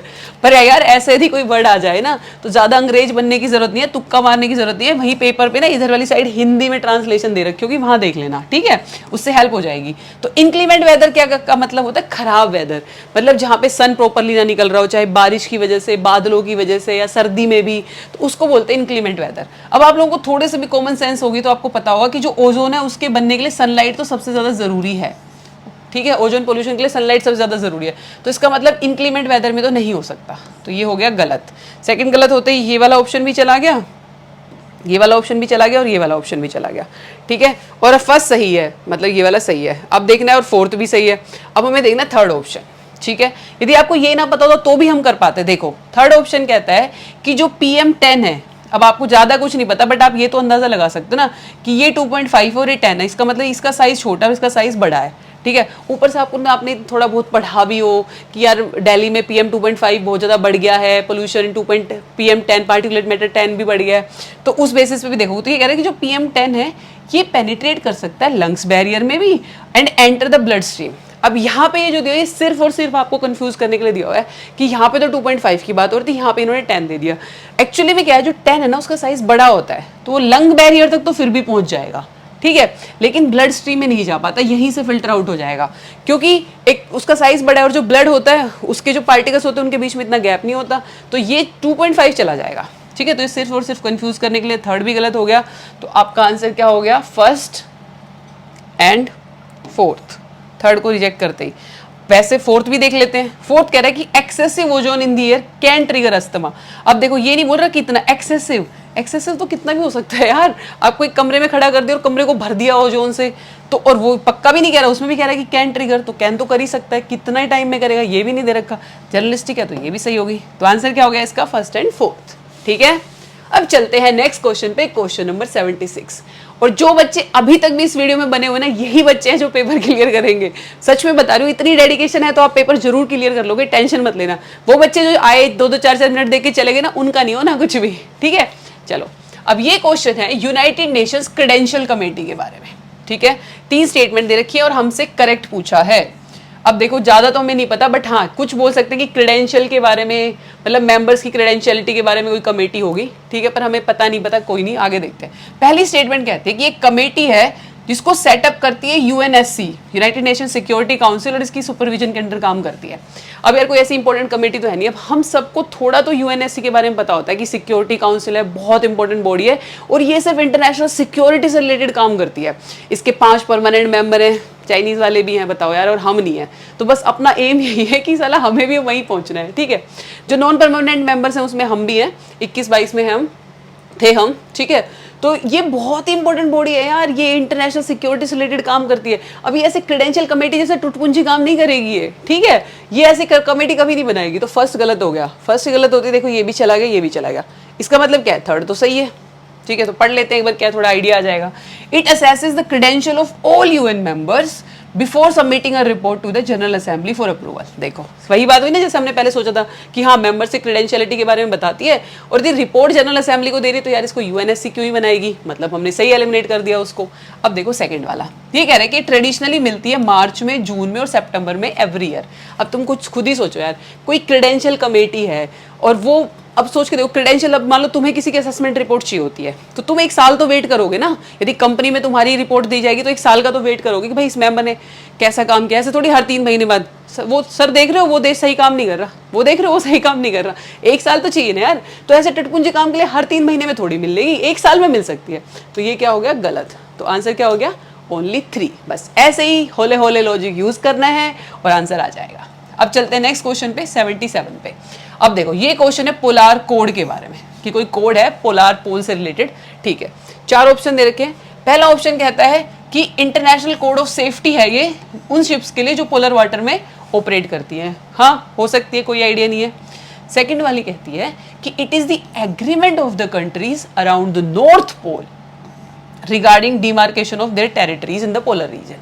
अब यार ये तो पोलर कोड है, ये सिर्फ नॉर्थ पोल की बात कर रहे हैं, तो थोड़ा अनफेयर सा नहीं हो गया कि यार सिर्फ नॉर्थ पोल के बारे में पोलर कोड कैसे हो सकती है? और उनकी टेरिटरी से डिमार्केशन से रिलेटेड कुछ होता तो आप लोगों को, हम लोगों को पता होता, सुना होता थोड़ा बहुत भी, तो ये तो गलत हो गया। सेम फोर्थ स्टेटमेंट के साथ भी है कि ये वाली जो स्टेटमेंट है ये भी सिर्फ ट्रेड और सिक्योरिटी एग्रीमेंट बोल रही है इसको, वो भी सिर्फ आर्कटिक काउंसिल का। अगेन यार सिर्फ नॉर्थ पोल की बात हो रही है, और अगेन इतनी इंपॉर्टेंट चीज होती तो आपने सुना होता, नहीं सुना, और नॉर्थ पोल की बात हो रही तो इसको भी दिया। अब बचते हैं ए और सी। अब जो सी वाला है ये बात कर रहा है कि ये सेट ऑफ नॉर्म्स हैं जो हर कंट्रीज के साइंटिस्ट को फॉलो करनी चाहिए जो रिसर्च करना चाहते हैं नॉर्थ पोल और साउथ पोल में। अब इन दोनों में से कंफ्यूजन हो सकता है, बट इन दोनों में से भी आप देखोगे तो आपको ये वाली ज्यादा सही लगेगी, क्योंकि हर कंट्री के अपने स्टेशंस होते हैं, तो वो है, बट उसके बारे में भी आपने पढ़ा होता क्योंकि इंडिया के भी बहुत सारे स्टेशन है। तो इसका आंसर क्या हो गया? ए। अब चलते हैं नेक्स्ट क्वेश्चन पे, क्वेश्चन नंबर 60। ये कहता है कि अकॉर्डिंग टू कौटिल्याज अर्थशास्त्र अब चलो एक चीज तो हम जैसे लोगों को पता चल गई कि भाई अर्थशास्त्र कौटिल्य जी ने लिखी है, ठीक है। अब ये कह रहा है कि इसके अकॉर्डिंग इन 3 स्टेटमेंट में से कौन सी करेक्ट है। अब देखो पहली स्टेटमेंट कह रहा है कि a person can be a slave as a result of judicial punishment. भाई जुडिशियल पनिशमेंट स्लेव हो सकता है, भाई हो भी सकता है, पता नहीं है, बट श्योरिटी से नहीं कह सकते। सेकंड वाले कह रहा है कि अब देखो यहाँ पे भी स्लेवरी की बात करी है, यहाँ पे भी स्लेवरी की बात करी है। अब इतनी स्लेवरी की बात हो रही है तो हम अंदाजा लगा सकते हैं कि हाँ यार हो सकता है कि जुडिशियल पनिशमेंट स्लेव बना सकते हो। और वैसे भी यार उस टाइम तो स्लेवरी इतनी ज़्यादा प्रोमिनेंट थी, मतलब वर्ल्ड वाइड इतनी प्रोमिनेंट थी, तो ये हो सकता है। तो ये सही सी लग रही है, ऐसा कुछ लग नहीं रहा नेगेटिव सा, ठीक है। अब सेकंड वाला कहता है कि यदि कोई फीमेल स्लेव अपने मास्टर को एक बेटा दे दे तो वो लीगली फ्री हो जाएगी, ठीक है। अब ये भी सोचो तुम यार, उस टाइम भी इतनी पेट्रियार्कल सोसाइटी होती थी और उत्तराधिकारी का इतना महत्व होता था, तो क्या पता हो सकता है कि वो दे दे तो उसको फ्री भी कर दे। कोई नहीं, थर्ड पढ़ते हैं। तीसरे वाले करके देखो, if a son born to a female slave was fathered, यदि वो फादर करने के लिए राजी हो जाए कि हाँ मैं इसका बाप बन जाऊंगा बाय हर मास्टर, तो जो सन है वो entitle to the legal status of the master son. अब देखो यार सेकंड और थर्ड तुम्हें कॉम्प्लीमेंट्री नहीं लग रही कि भाई यदि वो जैसे मान लो फीमेल स्लेव है, उसने बेटा पैदा कर दिया और यदि उसका जो मास्टर है वो बोले कि हाँ मैं इसको बाप का नाम दे दूंगा, ठीक है, तो सोचो कि उसकी माँ भी लीगली फ्री हो जाएगी क्योंकि बेटा दे दिया उसने। तो ये दोनों कॉम्प्लीमेंट्री लग रहे हैं, तो इसका मतलब क्या है कि यदि ये सही होगा तो ये भी सही होगा, ठीक है। और पहले वाला हमें वैसे ही सही लग रहा है क्योंकि इतनी स्लेवरी की बात हो रही है, तो इसका आंसर हो जाएगा डी। बट अगेन यार ये वाला जो क्वेश्चन है इसमें बहुत कंफ्यूजन है, बहुत सारे इंस्टीट्यूट्स ने अलग अलग कीज दे रखी है। इसका सही आंसर सिर्फ यूपीएससी बताएगी क्योंकि इतना अर्थशास्त्र सिर्फ यूपीएससी नहीं पढ़ रखा है। बट आप थोड़ा सा लॉजिक यूज करोगे तो आप 1, 2 और 3 के साथ जा सकते हो, ठीक है। बाकी असली आंसर यूपीएससी बताएगी यार, ठीक है। अब चलते हैं नेक्स्ट क्वेश्चन पे, क्वेश्चन नंबर 72। अब ये हमसे पूछा है कि what is the role of coal controllers organisation. Control, coal के कंट्रोल से रिलेटेड कुछ है भाई। 4 स्टेटमेंट दे रखी है और हमसे पूछा करेक्ट कौन सा है। अब देखो सबसे पहले हम आते सीधा स्टेटमेंट नंबर 4 पे। ये कहती है कि इट एंश्योर्स दैट कि कोल माइनिंग कंपनीज जो है वो डिलीवर कर दे कोल को, किसको डिलीवर कर दे, एंड यूजर्स को, वो भी प्रिस्क्राइब टाइम में। अब देखो यार श्योरिटी की बात कर रहा है यार कि श्योरिटी दे दे, यही तो प्रॉब्लम है भाई इंडिया में कि कोई श्योरिटी नहीं दे पा रहा। हमारी जो कोल प्रोडक्शन है, हमारे पास वो बहुत है, पोटेंशियल बहुत है हमारे पास, मतलब क्या बोलते हैं उसको, कोल बहुत है हमारे देश में, बट हम इतनी प्रोडक्शन ही नहीं कर पा रहे, इसीलिए कोल की इतनी प्रॉब्लम रहती है। आप सब लोग कितनी बार न्यूज़ में पढ़ते होगे कि आपके स्टेट में या फिर दिल्ली में भी कि यार 2 ही दिन की इलेक्ट्रिसिटी बची है, जो कोल है वो इतना ही बचा है कि उससे 2 दिन की इलेक्ट्रिसिटी और आ जाएगी, उसके बाद पावर कट होने लग जाएंगे, कोल की प्रॉब्लम चल रही है और इसलिए हमें इतना सारा इंपोर्ट भी करना पड़ता है, ठीक है। तो श्योरिटी नहीं दे पा रहे, यही सबसे बड़ी प्रॉब्लम है। तो इसका मतलब क्या कि 4 तो गलत हो जाएगा। अब जैसे ही 4 गलत होगा ये भी चला गया, ये भी चला गया, फर्स्ट एंड सेकंड सही है, सिर्फ थर्ड को देखना है हमें, ठीक है। अब थर्ड देखो, थर्ड कहता है कि it hears any objection to the government notification relating to the acquisition of coal bearing area, ठीक है। अब देखो यार हाँ लग भी रहा है कुछ कंट्रोल करने जैसा कि भाई इससे रिलेटेड कुछ हुआ ऑब्जेक्शन तो ये सुनेगी, तो हाँ कंट्रोल भी करने जैसा भी लग रहा है और एज सच कोई नेगेटिव स्टेटमेंट भी नहीं लग रही है, कुछ एक्सट्रीम भी नहीं लग रही कि इसे गलत किया जाए। तो ऑन दैट हाँ लॉजिक पे हम इसको सही लेके चलेंगे, तो इसका आंसर क्या हो जाएगा 1, 2 और 3, ठीक है। आई होप सबको समझ में आ रहा है। अब चलते हैं नेक्स्ट क्वेश्चन पे, क्वेश्चन नंबर 48। अब देखो ये क्वेश्चन है नाइट्रोजन फिक्सिंग प्लांट के बारे में। अब हम सब ने बचपन में पढ़ाई होता है नाइट्रोजन फिक्सिंग प्लांट, जैसे फोटोसिंथेसिस के बाद ये दूसरा सबसे इंपॉर्टेंट टॉपिक होता है जिसके बारे में पढ़ा होता है। अब तुम्हें कुछ भी नहीं याद है तो भी इतना तो याद होगा कि यार जो दालें होती है वो नाइट्रोजन फिक्सिंग होती है। थोड़ा सा बता देती हूँ कि जो अपने एनवायरनमेंट है उसमें सबसे ज़्यादा नाइट्रोजन ही मिलती है, 78% नाइट्रोजन मिलती है। बट प्रॉब्लम क्या है कि ये जो नाइट्रोजन होती है ये प्लांट एब्जॉर्ब करे इस लायक नहीं होती। तो कुछ प्लांट्स ऐसे होते हैं, कुछ क्रॉप्स ऐसी होती हैं जो इनको उस फॉर्म में चेंज कर पाती हैं, और इन्हीं को बोलते हैं नाइट्रोजन फिक्सिंग प्लांट। जैसे मैंने अभी बताया कि हम सब ने इतना जरूर सुना होता है कि यार जो दालें होती हैं, जो फलीदार पौध जो क्रॉप्स होती हैं वो होती है नाइट्रोजन फिक्सिंग। इसलिए ना बहुत सारे गाँव में बोलते भी हैं कि 2 फसल ये वाली करने के बाद एक बार दालें बो दो तो जो खेत है, जो फील्ड है, उसकी फर्टिलिटी बढ़ जाएगी। वो इसीलिए बोलते हैं क्योंकि वो नाइट्रोजन फिक्सिंग होती है। ठीक है, अब देखो यार हमें 6 दे रखे और हम में से इनमें से सही पूछा है। अब देखो यार इनमें से बहुत सारों के नाम नहीं सुन रखे होंगे, ऐसे में प्लीज इनका जो हिंदी ट्रांसलेशन होता है वो जरूर देखना, बहुत हेल्प करते हैं। कोई नाम समझ में आ जाए, कुछ आ जाए। जैसे कि जो थर्ड वाला है चिकपी, अब हो सकता है इंग्लिश में तो ना सुना हो बट हिंदी में आप देखोगे तो इसका नाम लिखा हुआ है चना। चना यानी कि चने की दाल। और दालों के बारे में तो मैंने बोला ही आपको कि दालें तो होती हैं, हमने सुना भी होता है। तो इसका मतलब क्या है, थर्ड तो सही है, थर्ड सही है। तो इसका मतलब ये वाला भी चला गया और ये वाला भी चला गया। अब देखो बाकी और किसी का नाम नहीं सुना होगा, अच्छा इसका भी सुन रखा होगा। जब हिंदी में देखोगे तो इसको स्पिनच को क्या बोलते हैं हिंदी में, पालक। पालक, वाह वाह वाह, इतनी सुंदर राइटिंग मेरी, पालक। ठीक है, अब देखो आप सब लोग जब भी हम लोग नाइट्रोजन फिक्सिंग की बात करते हैं तो आप सबको याद आता होगा कि हमने कभी राइस नहीं पढ़ा नाइट्रोजन फिक्सिंग, या कभी वीट जैसे गेहूं नहीं पढ़े। क्यों नहीं पढ़े, क्योंकि वो है ही नहीं, इसलिए हमने कभी पालक भी नहीं पढ़ा। आपने कभी नहीं पढ़ा होगा, जब जैसे आपको दालें याद है, ऐसे यदि पालक होता है या राइस होते तो उनका भी तो नाम याद होता है कुछ थोड़ा बहुत, जैसे दालें याद है, बट हमें नहीं याद है, इसका मतलब ये नहीं होते। तो यदि आप उस लॉजिक से जाओगे तो 6th भी गलत हो जाएगा, पालक भी गलत हो जाएगा, और उसके बाद ये चला गया, आंसर आ गया ये। और इस वाले केस में मुझे पालक ऑलरेडी पता था, स्पिनच पालक होता है और वो नाइट्रोजन फिक्सिंग में नहीं आता, तो मैंने 6 से करा था। देखो वैसे ही आपका सीधा आंसर आ जाता, और ये आप चने से जाओगे तो भी आ जाएगा। ठीक है, तो इसलिए प्लीज इससे ये बात सीखने को मिलती है कि हिंदी ट्रांसलेशन जरूर देखा करो ऐसे टाइम पे, तो खास तौर पे। ठीक है, अब चलते हैं नेक्स्ट क्वेश्चन नंबर 51 पे। अब ये कहता है कि जो गवर्नमेंट ऑफ इंडिया एक्ट था 1919 वाला, उसने जो प्रोविंशियल गवर्नमेंट के फंक्शंस जो थे उनको 2 पार्ट में डिवाइड कर दिया था, रिजर्व सब्जेक्ट्स और ट्रांसफर्ड सब्जेक्ट्स। अब इनमें से रिजर्व कौन से थे, अब आपको कुछ भी नहीं पता तो इतना तो नाम से पता लगा सकते हो कि रिजर्व मतलब जो इंसान अपने पास रखेगा, जो इंपॉर्टेंट होंगे, जो आप देना नहीं चाहते, और ट्रांसफर मतलब ऐसे ही टुटपुंजी जो आप दे दोगे कि हाँ कर दो ट्रांसफर। ठीक है, उसके बारे में दिया। अब हमें 4 ऑप्शन दे रखे हैं। पहला है एडमिनिस्ट्रेशन ऑफ जस्टिस, यानी कि जुडिशरी। अब जुडिशरी तो यार आज टाइम में इतना इंपॉर्टेंट है, आज टाइम में जुडिशरी सबसे ऊपर है। मतलब पार्लियामेंट भी कोई लॉ बनाती है उसको भी जुडिशरी 2 मिनट में वो कर देता है, नल एंड वॉइड। तो उस टाइम पे तो सोचो कितना ही जरूरी होता होगा। आज ही कोई जुडिशरी नहीं देना चाहता भाई, सब कोई अपने पास रखना चाहता है, तो ये तो डेफिनेटली वो अपने पास रखेंगे भाई, जस्टिस है, जुडिशरी है ये तो। सेकेंड है लोकल सेल्फ गवर्नमेंट। ठीक है, इसको देखेंगे। लोकल सेल्फ गवर्नमेंट मतलब जैसे आजकल अपना ना पंचायत, म्युनिसिपैलिटीज, ये वाली। ठीक है, देखते हैं इसको। थर्ड है लैंड रिवेन्यू। अब देखो मतलब पैसा, और पैसा मतलब पावर के बाद पैसा ही सबसे ज्यादा पावरफुल होता है। और उस टाइम पे जो मेन सोर्स होता था ना मनी का, अंग्रेजों के लिए, ब्रिटिशर्स के लिए, वो लैंड रिवेन्यू या लैंड से आने वाला टैक्स ही होता था। और फोर्थ है पुलिस। अब पुलिस तो वैसे एक हथियार, एक औजार की तरह, एक एजेंट की तरह लॉ एंड ऑर्डर कंट्रोल करने के लिए, तो पुलिस भी। अब एक कंफ्यूजन आपको ये हो सकता है कि या तो चारों होंगे, पर ऐसा तो ऑप्शन में ही नहीं है, मतलब एक जरूर गलत है। तो इन तीनों के कंपैरिजन में इसके गलत होने के चांसेस ज्यादा हैं। क्यों? क्योंकि यार देखो जिन पे तुम राज कर रहे हो उनको तुम पुलिस थोड़ी दे दोगे, पैसा थोड़ी दे दोगे, जुडिशरी थोड़ी दे दोगे। लॉजिकली सोच के देखो।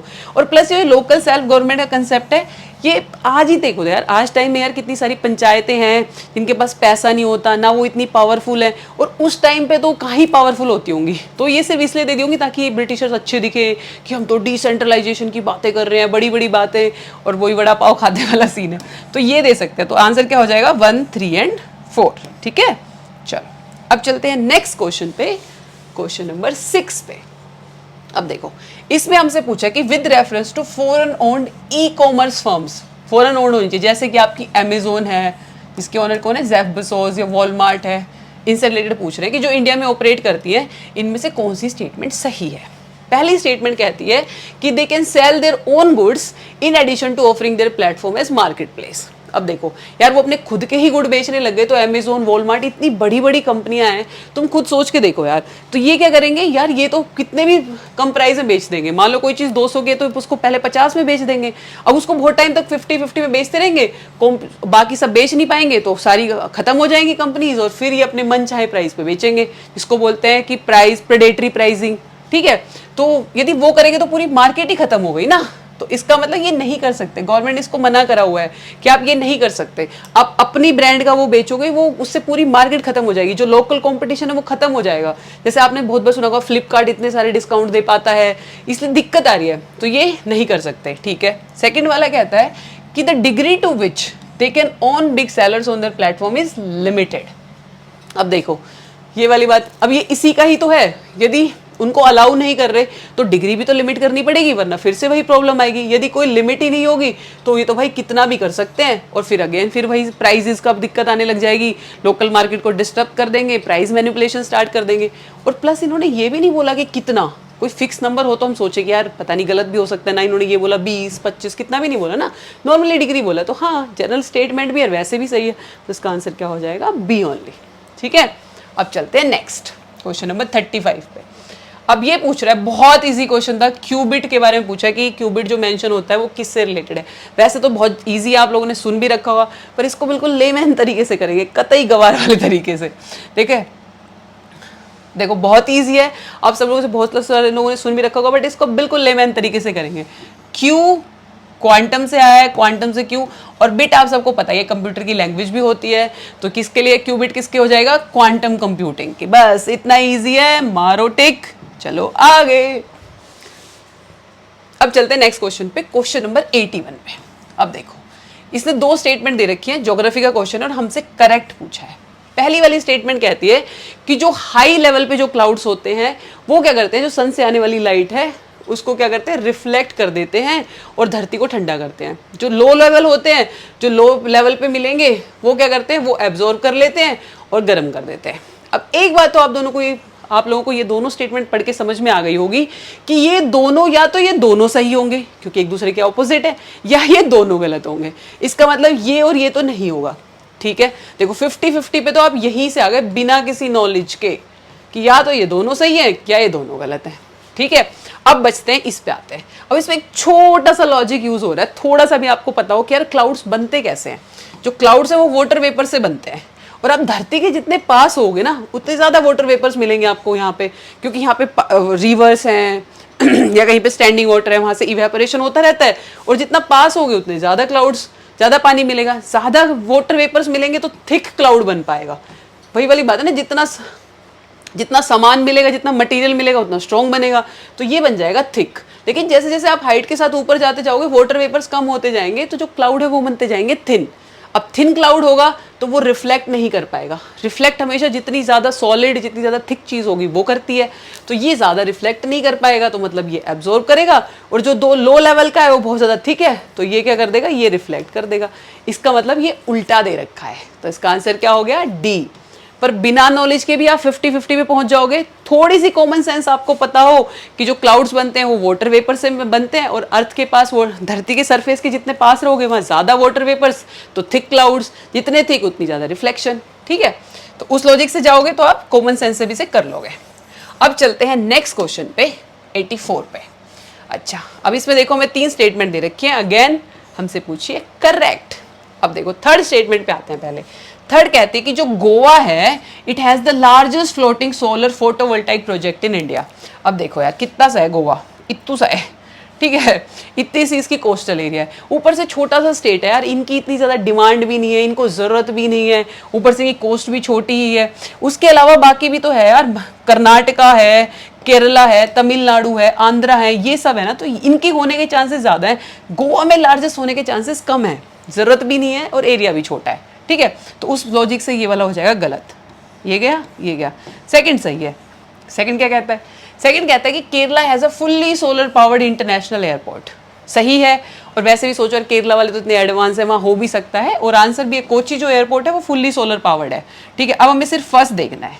फर्स्ट वाला कहता है कि जो गुजरात है, it has the largest solar park in India. अच्छा भाई, तुम खुद ही सोच रहे थे गुजरात के पास है तो फिर राजस्थान वाले क्या करेंगे, उनके पास तो सोलर पोटेंशियल भी ज़्यादा है, उनके पास तो जगह भी ज़्यादा है, डेजर्ट ही डेजर्ट पड़े हैं भाई, कितने ही सोलर पावर प्लांट लगा दो वहाँ। तो लॉजिकली सोचो यार, राजस्थान होगा ना गुजरात, यदि फिर राजस्थान वाले क्या करेंगे, हैं हम क्या करें, तुम्हारा कुत्ता कुत्ता हमारा कुत्ता है, मैं मर जाऊं, तो इसीलिए गुजरात होगा, राजस्थान वाले ने।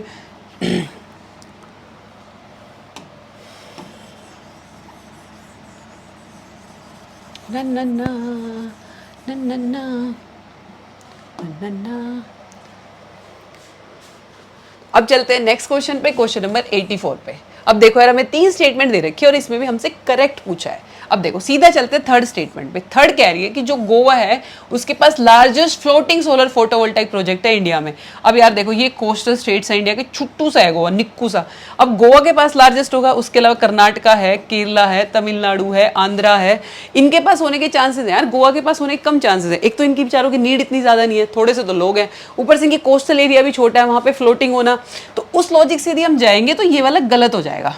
क्यों? क्योंकि यार बाकी भी तो है, तमिलनाडु कर लेगा यार, कर्नाटका करेगा, केरला करेगा, आंध्रा करेगा, ठीक है, क्योंकि इनको जरूरत नहीं है ये सब करने की, और बहुत चीजें करेंगे यार। गोवा में शराब सस्ती करेंगे यार ये ठीक है, तो थर्ड वाला हो गया गलत, ये दोनों चले गए। अब देखो सेकंड हो गया सही, यहाँ पे भी है, यहाँ पे भी है। अब सेकंड वाला क्या था? केरला वाला है। Kerala has a fully solar powered international airport. अब तो हमें पता ये सही है, अब हमें सिर्फ फर्स्ट देखना है। अब फर्स्ट कह रहा है कि जो गुजरात है, it has the largest solar park in India. अब तुम खुद ही सोच के देखो यार, यदि गुजरात के पास लार्जेस्ट होगा तो राजस्थान वाले क्या करेंगे?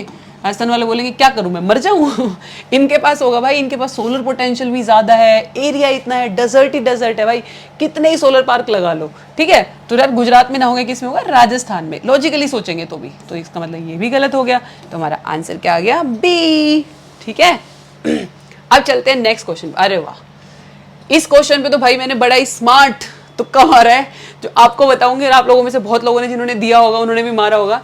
योगा वशिष्ठ। अब देखो यार, ये नाम सुन के ही इतना तो पता लगा सकते हैं कि भाई कोई संस्कृत का नाम है, ठीक, इतना पता लगा सकते हैं। ये कह रहा है कि योगा वशिष्ठ कुछ था जो ट्रांसलेट किया पर्शियन में निजामुद्दीन पानीपति ने। अब हमसे पूछा कि किसके शासनकाल में किया। 4 ऑप्शन दे रखे हैं, अकबर, हुमायूं, शाहजहां और औरंगजेब। अब एक बात तो समझ में आ गई, पर्शियन किया है, नाम भी मुगल्स के दे रखे हैं, तो एक चीज तो पता होनी चाहिए कि ये कोई संस्कृत की चीज है, हिंदू से रिलेटेड कोई चीज है, तो जो राजा है उसको टॉलरेंट होना पड़ेगा ये करने के लिए, ठीक है। और हमें पता है कि भाई औरंगजेब तो कहीं तक दूर दूर तक टॉलरेंट नहीं थे, मतलब उन्होंने तो इतना अपने टाइम पे इतने सारे टेम्पल तोड़वाए और वो सब हुआ, तो मतलब ही वॉज नॉट टॉलरेंट। तो एक बात तो है, प्लस वो इतने ज्यादा वॉर में बिजी थे, तो ये तो नहीं होगा, ठीक है। अब आते हैं हुमायूं पे। हुमायूं का भी सेम केस है। हुमायूं के बारे में आपको थोड़ा बहुत भी आइडिया हो तो पहले तो यार ये राजा बना, उसके बाद आपको पता है शेरशाह सूरी आ गया था, फिर 15 ईयर्स तक ये एग्जाइल में रहे, देश के बाहर रहे, फिर 15 साल बाद किसी तरह उसको हरा के वापस आए, फिर 1 साल बाद इनकी डेथ हो गई थी, तो मतलब इनकी जिंदगी भी बेचारे की वॉर में ही चली गई। इनफैक्ट हुमायूं तो बेचारे इतने बिजी थे कि ये अपने जीते जी अपना वो भी नहीं लिखवा पाए, जैसे हर मुगल राजा ने लिखवाया ना अपनी ऑटोबायोग्राफी, वो भी नहीं लिखवाए, वो भी इनकी बहन ने लिखी, वो भी नहीं लिखवा पाई है, ठीक है। अब बचते हैं अकबर और शाहजहां। अब अकबर देखो, वैसे भी यूपीएससी वालों का चहीता है अकबर, और वैसे भी जो अकबर है उनके बारे में हमें पता है कि वो बहुत टॉलरेंट थे। उन्होंने दीन इलाही शुरू किया, उसके अलावा उन्होंने चर्च जो था वहां से प्रीस्ट को बुला लिया, उनसे कुछ ना कुछ सीखते थे, रामायण महाभारत उनको भी पर्शियन में ट्रांसलेट करवाया। उसके अलावा भी वो बहुत फेमस है म्यूजिक के लिए, लिटरेचर के लिए, जो उनका जो कोर्ट था उसमें 9 रत्न मिलते थे, वो सब भी था, ठीक है। तो इसका आंसर ये हो जाएगा, इसका आंसर क्या हो जाएगा? योगा वशिष्ठ का आंसर इसका क्या हो जाएगा? अकबर, ठीक है। और इसके अलावा आपको थोड़ा सा बताऊं, जो योगा वशिष्ठ है इसको क्या बोलते हैं इसको महारामायण भी बोलते हैं, ठीक है। तो इसके लिए भी इसको ये अर्श रामायण भी बोलते हैं, तो इसका आंसर क्या हो जाएगा? अकबर। उसके अलावा थोड़ा सा बताऊं, जो शाहजहां था इसका पीरियड जाना जाता है आर्किटेक्चर के लिए, जैसे रेड फोर्ट है या फिर ताजमहल है, और जो जहांगीर है उसका टाइम जाना जाता है पेंटिंग के लिए। तो वैसे भी अकबर इनका फेवरेट है, अकबर टॉलरेंट भी था, और इसको देख के पता भी चल रहा है कि यार कोई हिंदू चीज को पर्शियन में ट्रांसलेट हुआ है तो मतलब टॉलरेंट होना चाहिए। आंसर क्या हो गया? अकबर। ओह, अब चलते हैं फाइनल क्वेश्चन पे। सेंचुरी लगाने का टाइम आ गया दोस्तों, और यदि आप अभी तक भी जुड़े हुए हो तो आपको मेरी तरफ से नतमस्तक वो खाया भी मैं लेट के नहीं दिखा सकती हमें वो, क्योंकि मैं आउट ऑफ कैमरा हो जाऊंगी, वरना मैं आपको अभी साष्टांग प्रणाम कर देती ठीक है। तो चलो फाइनल क्वेश्चन करते हैं और वीडियो को धमाकेदार तरीके से एंड करते हैं। ये क्वेश्चन कह रहा है कि हमें 4 स्टेट ऑप्शन दे रखे हैं और हमसे पूछा है कि excess of which of the following in the environment will cause acid rain. Acid rain में किससे होगा? अब हमने थोड़ा बहुत भी पोल्यूशन पढ़ रखा हो, थोड़ा बहुत भी ज्योग्राफी पढ़ रखा हो, एनवायरनमेंट पढ़ रखा हो, साइंस पढ़ रखा हो, तो हमें पता होगा कि नाइट्रोजन ऑक्साइड और सल्फर ऑक्साइड तो चाहिए ही चाहिए एसिड रेन के लिए, मतलब 2 और 4 तो होगा ही होगा। और ये नॉलेज में नहीं आता, ये अब कॉमन सेंस में ही आता है। बचपन से अब तक जो हमने पढ़ा है ना, अब वो कॉमन सेंस बन चुका है। अब जो हम और पढ़ेंगे वो यूपीएससी की नॉलेज आएगा, तो ये कॉमन सेंस में ही आता है। अब तुम्हें ये भी नहीं पता ना, तो इसका मतलब कॉमन सेंस थोड़ी कमजोर है। ठीक है, तो मतलब 2 और 4 तो होगा ही। अब 2 और 4 यार सिर्फ एक ही ऑप्शन में है, तो इसका आंसर क्या हो जाएगा? बी, काम खत्म। देखो इसी के साथ यार हमने लगभग 40 के आसपास क्वेश्चन डिस्कस करे हैं, और जैसे मैंने पहले ही बताया था, कोई नॉलेज नहीं, सिर्फ आपको अपना दिमाग सेटल रखना है, ध्यान से हर स्टेटमेंट को पढ़ना है, नेगेटिव स्टेटमेंट है कैसी है उसको एलिमिनेट करना है, और बस इसी से हम लोग देखो 40 के आसपास क्वेश्चन डिस्कस कर पाए। तो यदि आपको वीडियो अच्छी लगी हो तो प्लीज़ वीडियो को लाइक करना और चैनल को सब्सक्राइब करना, और यदि कोई भी आपकी जानकारी में दूर दूर तक भी कोई ऐसा बच्चा हो जो 2023 का प्रीलिम्स दे रहा हो, प्लीज़ उसके साथ ये वीडियो शेयर ज़रूर करना, ये वीडियो बहुत हेल्प करेगी। उसके अलावा भी यदि आप में से कोई भी हो जिसको 24 या 25 के लिए भी तैयारी करनी हो, उसके साथ भी ये वीडियो जरूर शेयर करना। जनरली मैं ये सब नहीं बोलती, बट मुझे पता है ये वीडियोस बहुत हेल्प करती हैं, इससे आपको आइडिया लगेगा कि पेपर कैसा आता है। और ये जैसे हम एनालाइज करें, यदि आपने ऐसे पिछले 5 या 10 साल के पेपर एनालाइज कर लिए ना, तो मैं बता रही हूँ इस प्रीलिम्स में जो आने वाला है, इसमें आप इजीली 10 से 15 क्वेश्चन तो यूं ही कर पाओगे। ठीक है, तो बहुत इजी करना है, वो डायरेक्टली मिलेंगे, और एलिमिनेशन से तो पता नहीं कितने ही कर पाओगे। ठीक है, तो प्लीज यार वीडियो को शेयर करना, सब्सक्राइब करना चैनल को, and thank you so much. आप लोगों ने पढ़ा, मेरे को बहुत अच्छा लगा, और यदि आप चाहते हो कि हम इसका सेकंड पार्ट भी लेके आए, बचे हुए 40 क्वेश्चन भी, तो कमेंट करके बताना। तब तक के लिए प्लीज टेक केयर, बहुत कम टाइम बचा है, प्लीज स्टडी वेल यार, वरना बाद में बहुत रिग्रेट होगा जब टाइम निकल जाएगा। ठीक है, चलो बाय बाय, टेक केयर।